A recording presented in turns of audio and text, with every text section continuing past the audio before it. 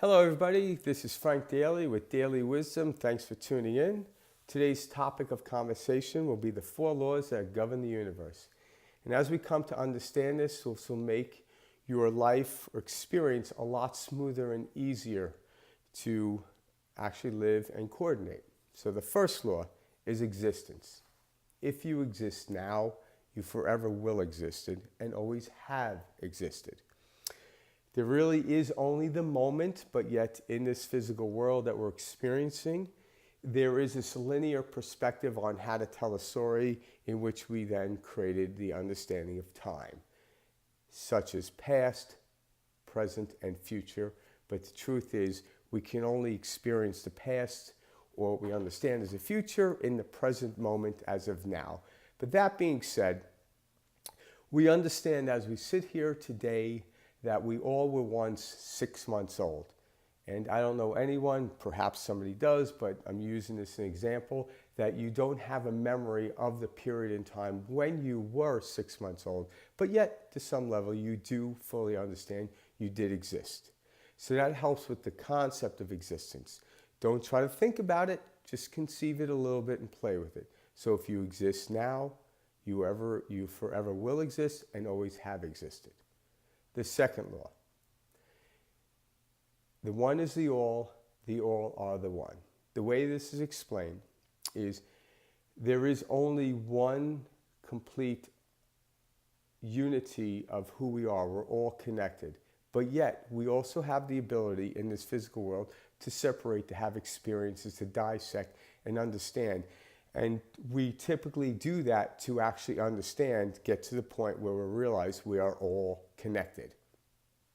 All right, just like an orchestra, if you have a 50-piece orchestration, and as the music's playing, it is one complete orchestration, one complete song. But as I'm listening to it, I can single out, without stopping everybody else, the violin, the celloist, the flute, the French horn. I, as an experiencer of an individual, can point that out. Or I could sit back and listen to the whole understanding of the song and just listen to it all without even separating. So that's a simple way of understanding the one is the all are the one. The third law, which is very talked about today, is what you put out is what you get back, also known as the law of attraction. Now, there's been a lot of misconceptions about law of attraction and how do I achieve or receive things in the understanding, but having a full scope of the understanding of all the 4 laws will give you a better understanding how the law of attraction works. So I'm going to go to the 4th law, and the 4th law is change is the only constant except for the first 3 laws. And now that we understand that change is the only constant, that we always existed is the first law, and the one is the all are the one. Now let's go back to this 3rd law, the law of attraction. If you understand you've always existed and forever existed, the pressure of having to do something, to achieve something, in order to create worth of your existence, you can take that out of the equation. And because we're all connected, but yet we have the ability to separate through experiences to just find out we're all connected, you can take that off your pressure plate as well, and that these are kind of paradoxical. And also to the 4th law, that change is always, the only thing that's constant is change except for the first 3 laws. So if change is the only constant, in order to attract something new into your life, you have to give up the concept of how it's going to come because you've never been here, because change is always occurring.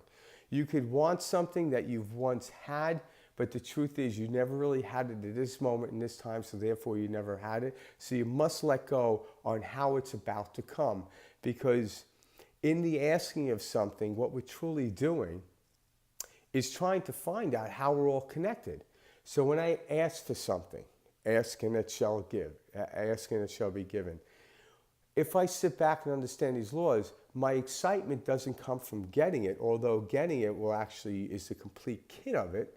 My excitement is seeing the intricate aspects of the people, the places, the thing, the synchronistic movement on how it came is what excites me. And this is where people get into the understanding of having appreciation to the value of how things. So when I appreciate someone giving me a gift, I don't thank them particularly for the actual item they give me, although there's use of it.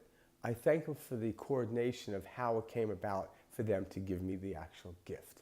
So that's where my appreciation lies.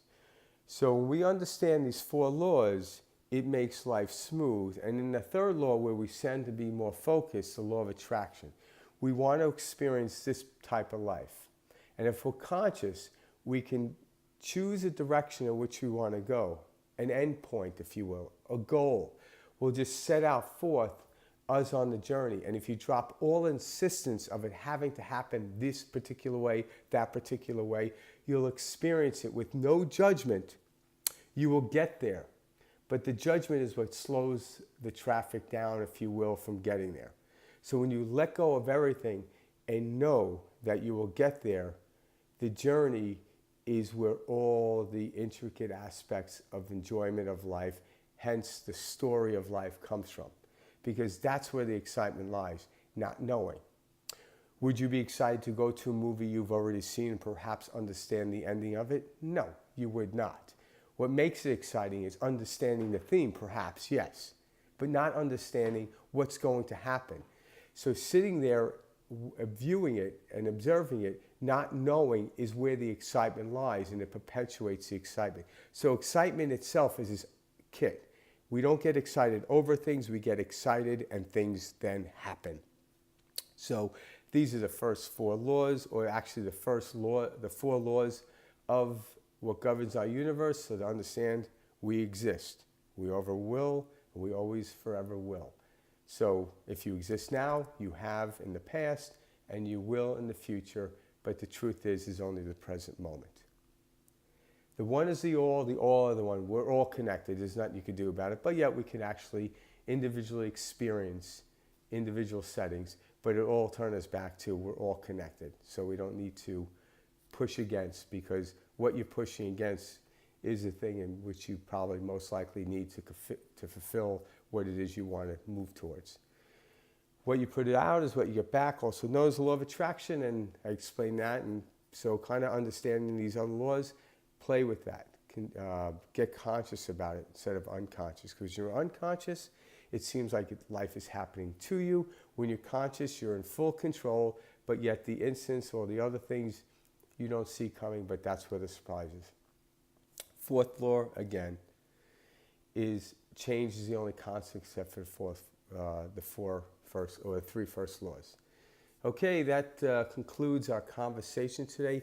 If you have any questions about these 4 laws, I just suggest contemplating. If you do, you can reach me at dalywisdom.com. That is DALY wisdom, WISDOM.com. And if you leave questions in the comment box or even press subscribe, I will get back to you. Thank you, and have a blessed day.